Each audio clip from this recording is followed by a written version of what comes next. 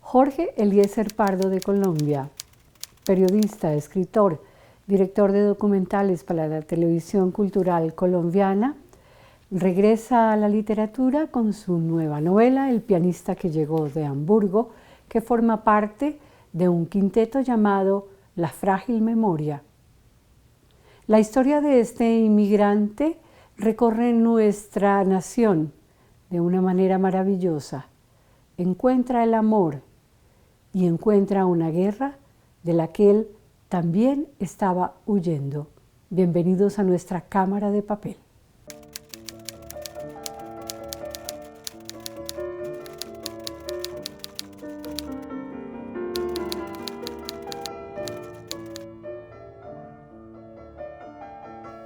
Jorge Eliezer Pardo de Colombia, el pianista que llegó de Hamburgo, novela. Un cocimiento perfecto, escritor, para pensar que es una novela concebida durante 20 años de trabajo, de un tema que el mundo jamás podrá olvidar y que particularmente en Colombia se viene a recrear con la cultura nuestra. Esta es la historia de un hombre que huía de la guerra, pero la guerra lo persiguió siempre. Es una historia porque tiene que ver mucho con la historia de nuestro país y la historia del mundo. Como en mi primera novela, que también son otras alemanas, tenía yo como un destino de que los alemanes y la guerra y la persecución nazi tuviera que hermanarse con toda nuestra tragedia de la guerra colombiana. Entonces, en un viaje que yo hice a Hamburgo, de pronto se hizo como la revelación, oyendo el concierto número 1 de Brahms, de la historia de un hombre que no quería la guerra, sino quería el arte como redención, y que huyó de la guerra y terminó en Colombia encontrándose en otra terrible guerra que es la nuestra. Entonces, en resumen, es como si alguien, poeta, músico, sensible, buscara la paz, pero la paz nunca la encuentra. Busca demasiados elementos, como buscan los seres humanos para agarrarse a la vida. Este hombre traspasó todos los posibles elementos sensibles que necesitaba para afianzarse. Así ha hecho siempre un inmigrante. Pero un inmigrante puede ser incómodo o no para un lugar al que llega. Y esta es también la historia de Hendrik. Extrañamente, los seres humanos somos totalmente complejos. Y como en Colombia, la llegada de los inmigrantes, sobre todo los que provenían de la Segunda Guerra Mundial, los países empezaron a rechazarlos y fueron prácticamente personajes que no tuvieron patria, que traían en su mente, en su cuerpo, en su corazón, la cultura que luego irían a trasplantar en un mundo distinto. Y es ahí donde el drama de los seres humanos es terrible. Yo creo que la metáfora podría ser un hombre proveniente de la Segunda Guerra Mundial, un alemán joven, lleno de ilusiones, y muchos jóvenes llenos de ilusiones que también tienen desplazamientos, éxodos dentro de los mismos países.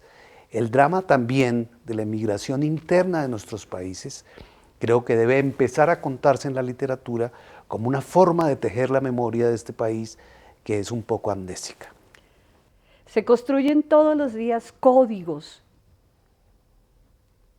de comunicación para hablar de las guerras, no para hablar del amor, no para hablar de la educación de los niños, no para hablar de la música, no para hablar de las artes, sí para narrar la guerra.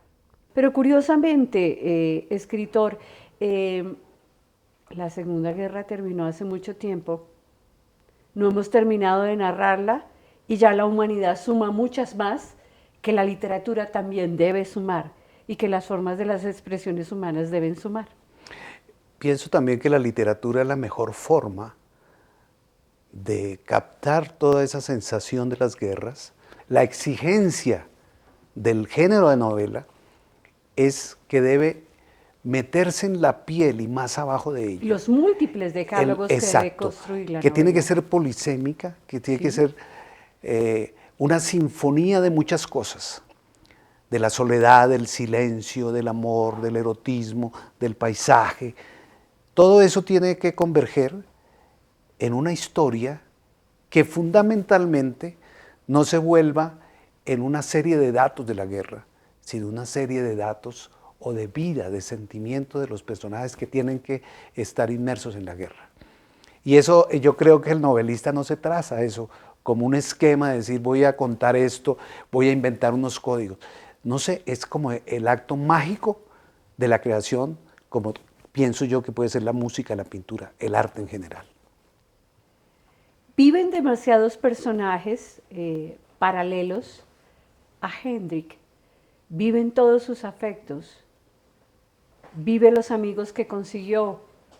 Vive los múltiples elementos de un país como Colombia, por ejemplo.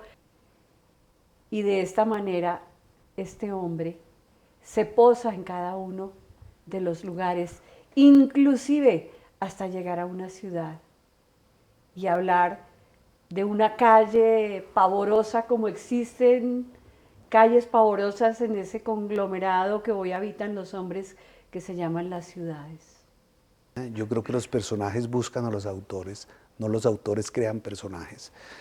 De poder ser tan frágil, pero a la vez tan fuerte, de recorrer sin invadir todas las vidas de una serie de personajes, todos los paisajes, que desarrolla durante más de 20 y pico de años una historia que es la historia del crecimiento de las ciudades, la historia del crecimiento de las crisis políticas y de la guerra.